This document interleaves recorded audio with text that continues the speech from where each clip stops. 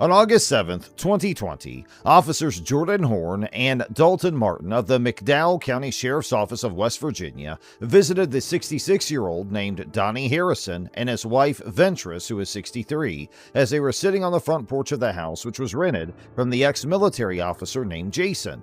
The deputy came in and asked questions related to 4 marijuana plants that were planted nearby. So let's watch the video further and see what happens. Just because in the season that we're living in, I think it's important that I have your names. What do you mean, man? A lot of crazy stuff going on.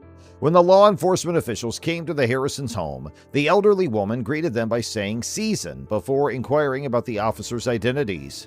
When the officer inquired as to what she meant by that, she responded that there are numerous occurrences taking place and that she's inquiring about the name of their security. Police officers in this area to come up and say, "Are you growing marijuana?" That is preposterous to me. It's just a question, man. Yeah, well, I get that.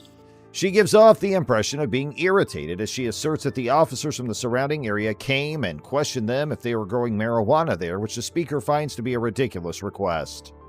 And so then my only question to you is your names, just so it's okay in my own heart and mind. And when I say the season we're living in, you know the season we're living in. Y'all concerned about something over here at this house? In order to defend himself, the officer claims that it is only a question, to which the lady responds in an unprompted manner that she understands, and she's merely requesting the officer's name for her own mental and emotional well-being.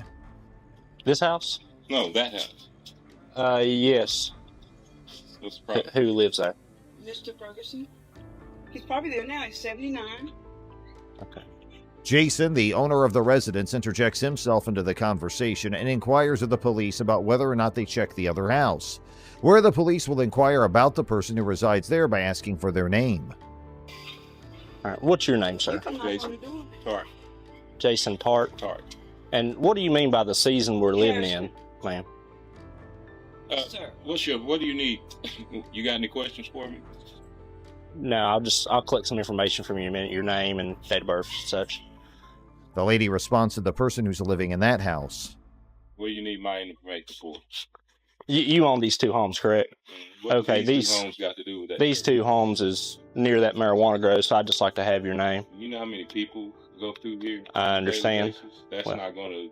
The officer then asks the name of the individual standing beside the lady, where Jason introduces himself and asks the lady what does she mean by the term season, in which the owner of the house jumps in and says what the officer requires. Do you one bit of good? Okay. Well, sir, I'm going to need your name and date of birth, and I have that. I feel comfortable giving you my name. Where the officer replies by stating he is just collecting information. Okay, well, this is a criminal investigation. You own these 2 homes, so by law, you do have to give me your name and date of birth, sir. If he gives you a reason, yes, you do. Reason for what? Because of the marijuana grow. It's not on my property. Okay, well, again, I have reason to believe that... Jason asks why is he collecting information, to which the officer replies that he owns the property and his property is nearby where the marijuana was grown. Jason responds that it's not on his property. The officer states that he believes it can be a possibility that the nearby houses are also connected with the marijuana planting, so Jason has had to give his name and date of birth due to law regulations. Scared you? Who says that? By asking you a question? Who comes up and asks? That's crazy. And it scared you?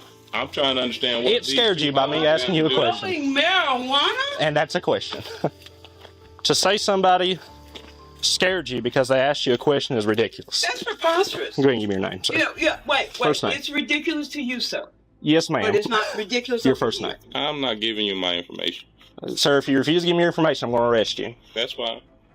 My property has nothing to do with any marijuana whatsoever. You're going to arrest me if I don't give you my name and date of birth. It's obstructing an officer. Jason Tart initially refused to give his name and date of birth when the deputies requested it. He argued that the alleged marijuana plants were not on his property and therefore he did not need to provide his information. However, the deputies insisted that he was required by law to provide his name and date of birth due to the proximity of his properties to the alleged marijuana plants.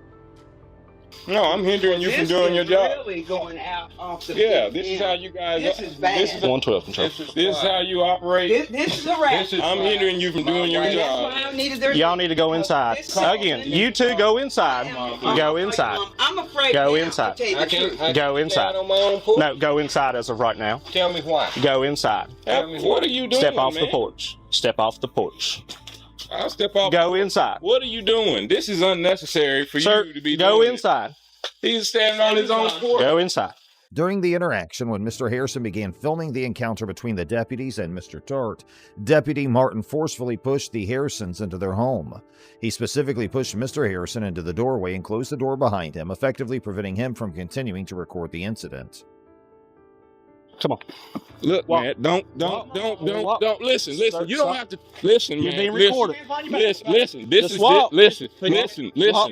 Listen. I can walk. Walk towards I can the car. walk Okay, without well, you walk. putting your damn hands on me. Walk You to the understand? vehicle. I have not broken the law. The officers forcefully started putting handcuffs on Jason. He tried to stop the cop and told them he can walk wherever they want him to, but don't put the handcuffs on, stating that he didn't break any law to be handcuffed. Walk to the At vehicle. all. Well, walk to the vehicle, Don't sir. put You're your being damn recorded. hands on me. I give Sir. you no reason to touch me. I'm going to arrest you then. Place your hands behind your back. Uncalled for. Place your hands behind your back. Put your hand behind Place your hands behind your back. Listen. Look, just relax, okay? Listen. You Relax. Place your hands behind Okay. your back. Please place your hands behind your back. My hand is behind my. Place your It hands only behind- takes one of you. Place your hands. Look, let him do it. The officers then directed Jason to walk towards their vehicle. Still, the argument was going on, and Jason stated that it was all uncalled for. The police officer put the handcuffs on Jason at that point, and told the other officer to leave his hand and let the other officer put on the cuffs.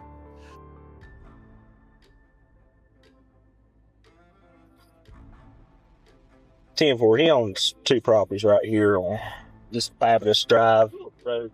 We located a marijuana grow, probably not 100 foot, 50 foot from this last property of his, and he just won't give us his name, date of birth. The officers took Jason towards their vehicle, made him sit inside, and updated their heads about the situation, stating that Jason's not providing his ID and credentials when asked for, and lives approximately 50 to 100 feet away from the scene where the marijuana was found.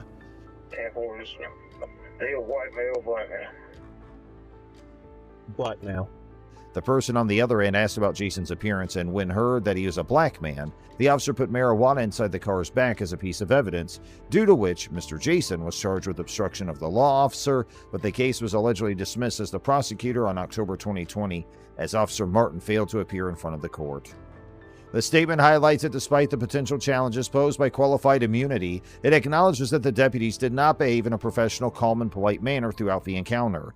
It recognizes the efforts made by Mr. Jason and the Harrisons to exercise their constitutional rights and take appropriate legal action following the incident.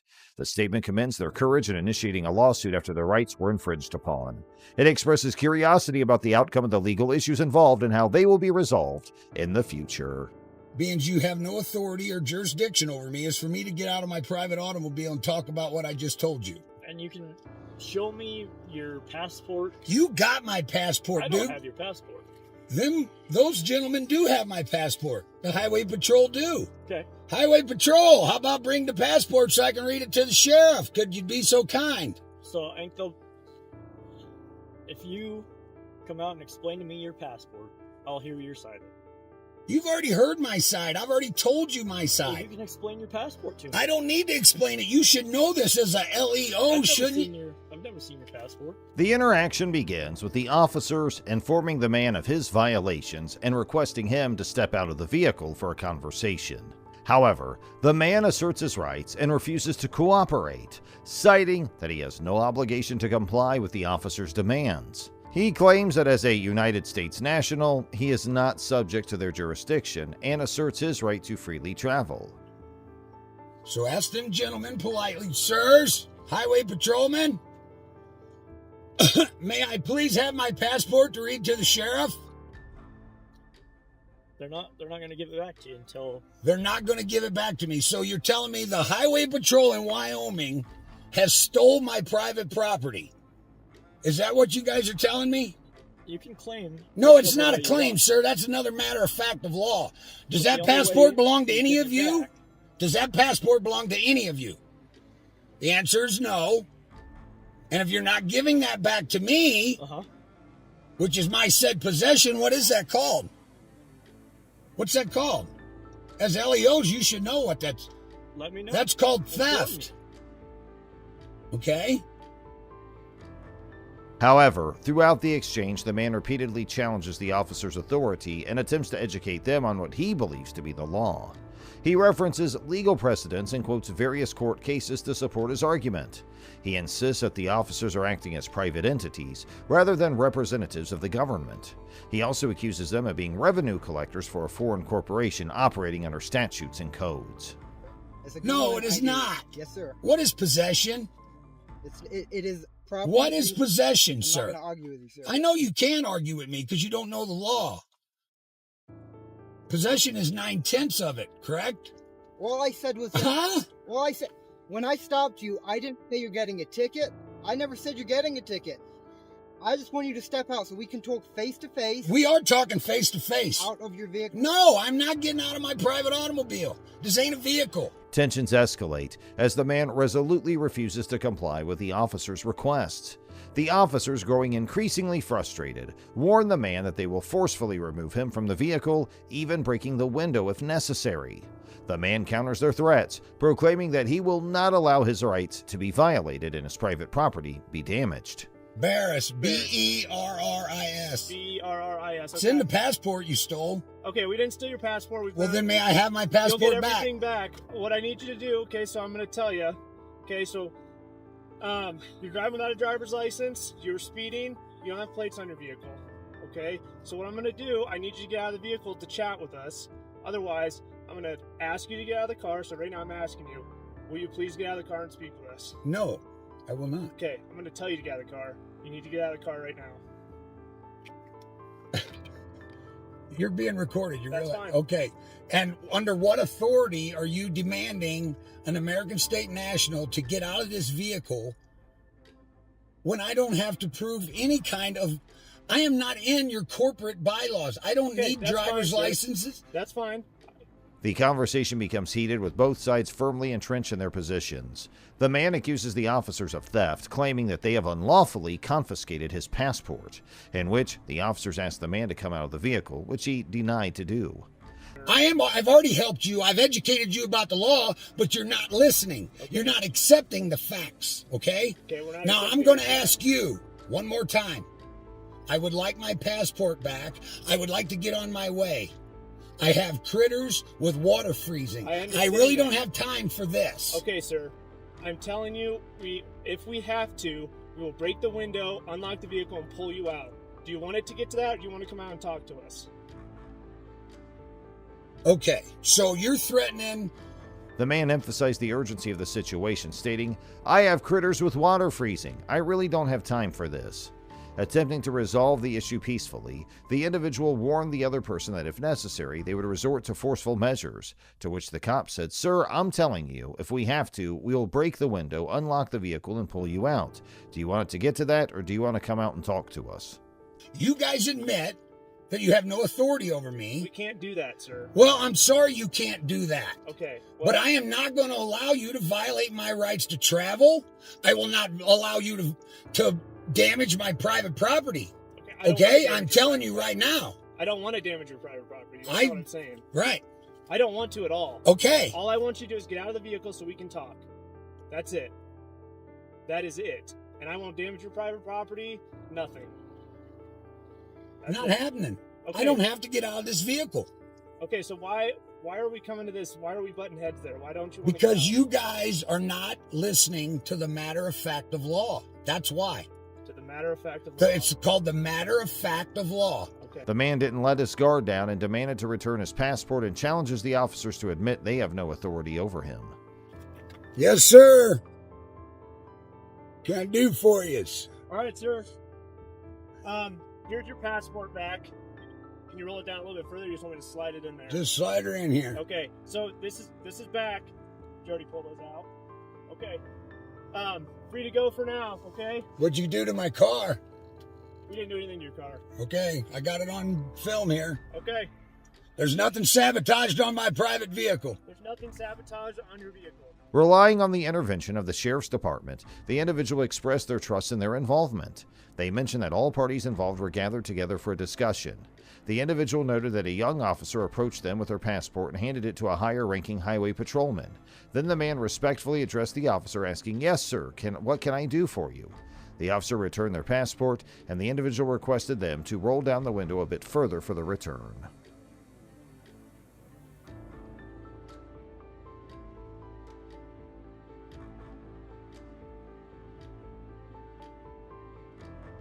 A situation of mounting tension played out outside a residence, heightening into a sharp exchange between a woman and a team of police officers who were in pursuit of an individual named Christopher Ruff. I need to speak with them about an incident. Do you have a phone number for him or anything? I do not. You do not? Do you mind if I grab your information just to say I talked to you and that you said he wasn't home? No, for what reason? What is this about? It's an incident that he was involved in. I need to interview him about. Okay, what incident? The woman, taken aback by their sudden appearance and intrusive actions, asserted that Christopher wasn't present. Despite not knowing his whereabouts, she declined to provide any further information, growing increasingly uncomfortable with the officers' relentless inquiries and the insinuations their presence brought. I don't need to answer that question. What? I don't need to answer that question. Do you answer any questions? Nope. No? Okay, then thank you. Have a good rest of your day. Thank you, you too. Is there a reason you're walking around my car right now? There's Yeah, 1, we're 2, talking 3, to 4, you. Have a 5, good day. 6 Thank of you. you surrounding my fucking car. Why are you here?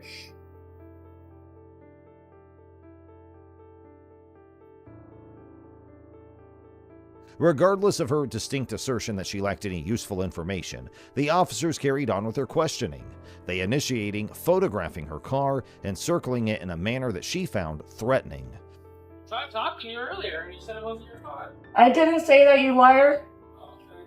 Why are you taking pictures of my fucking car? An incident. That's why we're trying to talk to Chris. Why are you talking to Chris if it's my fucking car? You weren't aggressive. You have to tell me why you are taking pictures of my vehicle. That's why? Yes. Why didn't you fucking tell me that? I've been asking for like 20 minutes. She demanded to know why they were photographing her vehicle and why they were at her location, her irritation mounting with every evasion of her questions. In response to her rising annoyance, one of the officers finally divulged a vague reason for their actions. He mentioned that her car had been implicated in an incident. However, he left the specifics of the supposed incident undisclosed, causing the woman's confusion to persist. He was involved in an incident, that's what he said. And then I said, why are you surrounding my car? And nobody's fucking answering me.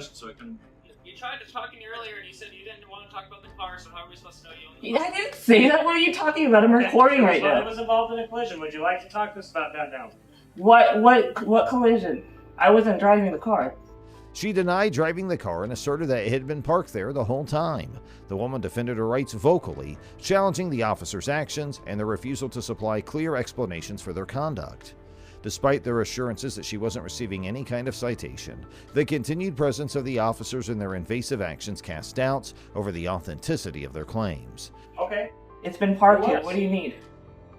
What do you need? Okay, who else drives your car then? None of your fucking business. None of your fucking business. What do you need with my car? With you, but if you're just going to be disrespectful and not answer the question, Are you going to give me a citation of some kind? No, I'm not. That's why I didn't ask to speak. Then stop taking fucking pictures of my car. That's why I asked to speak with Chris. If you need any information, you can call the person that you think was involved. And I asked for his phone And get number, the fuck he said away he from would my give it to car. me, okay? Their persistence in photographing her vehicle, even in the face of her repeated pleas for clarity, remained unbroken. The interaction concluded in a deadlock, with a woman resolute in her refusal to surrender information and the officers unsuccessful in adequately justifying their actions. Are we done? Do you have everything you need? Okay, yeah, we are done. Thank you. Have a good rest of your day. Fuck out of here.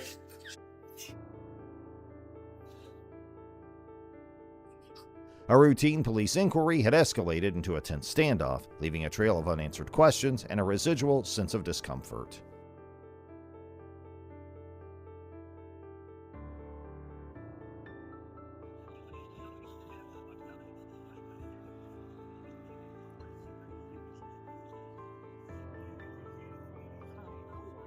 Record.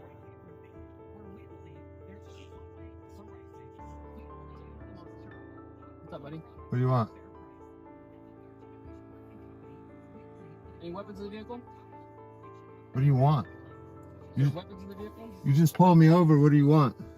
During the traffic stop, an individual in question demonstrates a strong determination to understand the reason behind their detainment. They confidently assert their rights under the Fifth Amendment, refusing to answer any questions until the officer provides a clear explanation for the stop. You need to tell me why you stopped me. What's that? You need to tell me why you stopped me. Yeah, I'll explain that in a second to you. No, you need to tell me right now. You just detained me on the side of the road while I'm driving. Oh, is that right? Yeah. Okay, I'll explain all that in a second. Can you confirm you have weapons in the system? In the system? Confirm you have weapons in the vehicle. You're going to tell me why you stopped me before I ask any questions. Answer any of your questions. By invoking the Fifth Amendment, which protects individuals from self-incrimination, they emphasize their right to remain silent. You know who I am? How's your voice? Ah. Okay. So why are you asking me if I have weapons if you know who I am? I can't see what you have going on your lap. That's why. If you know who I am, you know I don't have any weapons. So why are you asking me? Right? Are you able to answer that question for me yet or not? Hey, roll this window up. You don't got to roll it down. Roll this window up. You don't have to. Their insistence on being informed about the purpose of the stop before engaging in any dialogue reveals a strategic approach to the situation. Yeah, it does. You better tell me why. It's not for him. You pull this one. You'll explain to me eventually?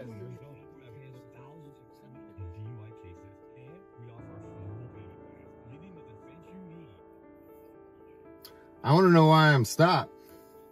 I didn't break any laws. You see this dash cam right here? Do that?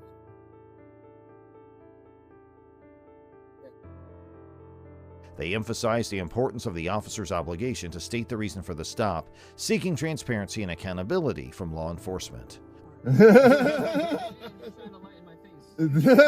I did? I did?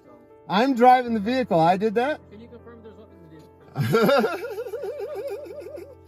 Hey, you guys, I got a dash cam right there that will show all of this.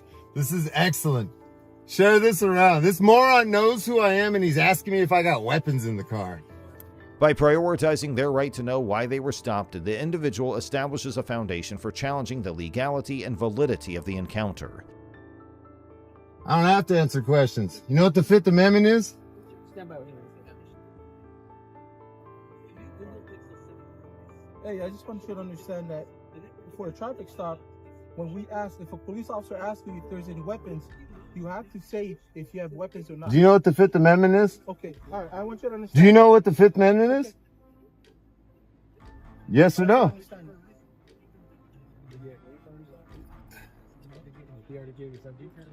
You just said Christopher Rock. No idea who that is.